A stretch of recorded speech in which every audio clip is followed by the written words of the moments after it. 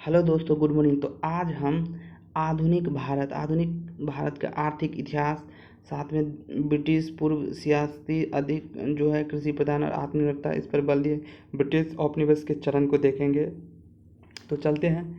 पहला है प्रथम चरण 1757 से 1813 ईस्वी में, जिसमें द्वैत शासन, लूट धन का काल 1765 से 72, द्वैत शासन रॉबर्ट क्लाइव ने लगाया, वारेन हेस्टिंग ने हटाया। ठीक है, के.एम. पनिकर ने डाकू राज की संज्ञा दी। उसका द्वितीय चरण है 1813 से 1817 औद्योगिक या पूंजीवादी मुक्त व्यापार, चाय और चीनी को छोड़कर। तृतीय चरण 1858 से 1947 पूंजी निवेश, रेल, बैगन बागान और बैंक। ठीक है, सबसे पहले चलते व्यवस्था, अस्थायी बंदोबस्त। ये बहुत जो एग्जाम में पूछता भी है बहुत।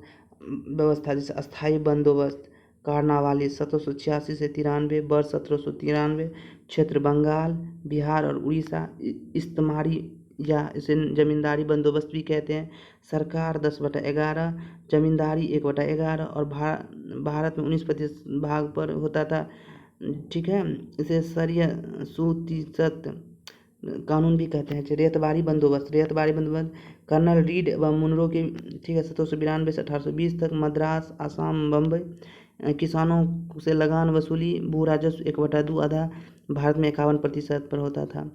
महलवारी बंदोबस्त, हॉल मैकेंजी एवं मार्टिन बर्ड 1819।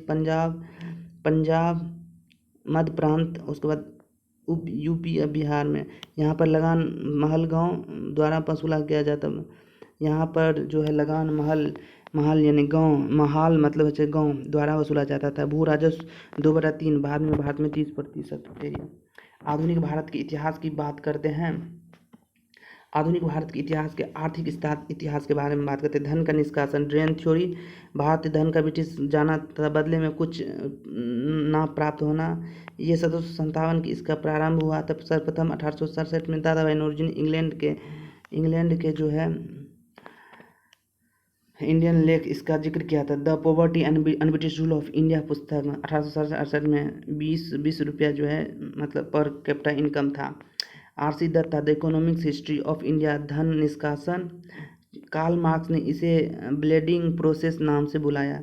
1896 में कोलकाता में कांग्रेस ने धन निष्कासन की स्वीकारा। वंदे मातरम कलकत्ता अधिवेशन में ही गाया गया था 1896 में। उद्योगों का पतन। औद्योगिकरण का मतलब है उद्योगीकरण का पतन। उद्योग का पतन हो जाना तथा इसके बढ़ते नए उद्योगों की स्थापना नहीं। डेनियल डेको, रॉबिन्सन क्रूसो, भारतीय कपड़े पर अधिक टैक्स लगा दिया। विदेश, शहरी और ग्रामीण। उसके बाद चलते पतन का कारण है संरक्षण एवं खरीदार का पतन। ब्रिटेन द्वारा भारतीय वस्तु पर अधिक कर लगाना।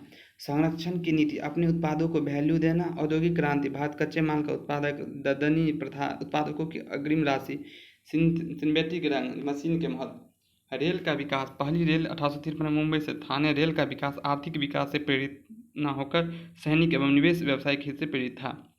निवेश काल को सर्वाधिक निवेश रेल में। प्रारंभिक चरणों में निवेश पर 5% लाभ की गारंटी, बाद में 4 से 3.5 तक कर दिया। एडवर्ड कमेटी 1924 की रिपोर्ट पर रेल बजट अलग कर दिया गया। 1857 की क्रांति देखते हैं। इसमें क्या है, इसके स्वरूप को देखेंगे, इसके कारण को देखेंगे, प्रारंभिक स्तर और विस्तार, साथ में असफलता के कारण और परिणाम को देखेंगे। प्रमुख बिंदु अगर देखें तो ब्रिटेन के प्रधानमंत्री पॉम्पटन थे, भारत के गवर्नर जनरल लॉर्ड कैनिंग थे, मुगल सम्राट बहादुर शाह द्वितीय थे जिसे जफर के नाम से जाना जाता है। विद्रोह दबाने के लिए नियुक्ति सेनापति कैंपबेल थे। विद्रोह का प्रतीक था कमल और रोटी, स्वरूप थे क्रांति, विद्रोह, स्वतंत्रता, सैनिक विद्रोह। तो कारण थे राजनीतिक कारण में से डलहौजी के शासनकाल, हड़प नीति, अवध कुशासन के रूप में मिला लेना। आर्थिक कारण है करों में वृद्धि, उद्योग का पतन, कृषि और जो उद्योग का संबंध समाप्त। उसके बाद जो अकाल की स्थिति में करों में रियायत ना देना, बहुत सारे कारण था। सामाजिक एवं आर्थिक कारण क्या था, रूढ़िवादी, जो भारतीयों ने सामाजिक बदलाव से दुखी थे। 1815 में ईसाई मशीनरों का भारत आने की अनुमति। सैनिक कारण थे सैनिकों के साथ भेदभाव। 5 भारतीय सैनिक, ब्रिटिश सैनिक 1854 में जो है अधिनियम लाया गया, डाक अधिनियम लाया गया। इस डाक घर अधिनियम द्वारा सैनिकों को पत्राचार पर प्रतिबंध कर दिया। 1856 में जब अवध क्षेत्र के ब्रिटिश द्वारा अपने क्षेत्र में अधिकांश सैनिक अवध क्षेत्र से ही थे। तात्कालिक कारण एक ब्राउन बेस बंदूक थी जो कि 1856 में सेना से हटाई गई और उसके बदले दिसंबर 1856 में एनफील्ड राइफल की भारतीय सेना में शामिल किया गया। जनवरी 1857 में यह रबर जो है पूरे सैनिक में फैल गई।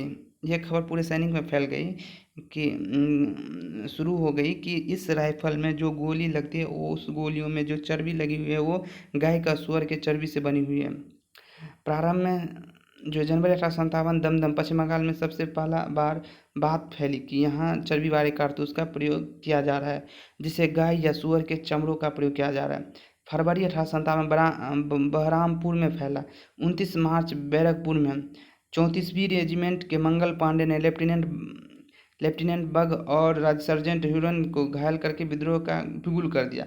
8 अप्रैल को फांसी पर चढ़ाया गया मंगल पांडे। विस्तार 10 मई 1857 मेरठ यूपी में वास्तविक शुरुआत हुई। 11 मई 1857 को दिल्ली पहुंचते हैं। 12 मई को 1857 विफल पर अधिकार करते हैं दिल्ली पर अधिकार करते हैं। मुगल शासक बहादुर शाह द्वितीय को अपना सार्वकालिक नेता चुनते हैं। वास्तविक नेता बख्त खां सैन्य नेतृत्व करना था। असफलता का कारण था सीमित स्वरूप क्षेत्र, केवल उत्तर भारत में ही नेतृत्व का अभाव, सीमित संसाधन, हथियार नहीं थे, संगठन का अभाव, वापसी मेल मिलाप नहीं, भारतीयों का समर्थन का अभाव, शिक्षित ने भाग नहीं लिया, उद्देश्य की स्पष्टता के अभाव। परिणाम जुलाई 1858 तक इसे विद्रोह को दबा दिया गया तथा शासन क्राउन ताज को सौंप दिया गया। डलहौजी हड़प नीति को समाप्त कर दिया गया और देश नरेश को स्थिति पूर्ववत रहने दिया गया। सेना 5:1 में, बाद में 2:1 में। देखिए पहले था 5:1 में, भारत 5 और 1 ब्रिटिश, बाद में 2:1 में, 2 भारत 1 ब्रिटिश।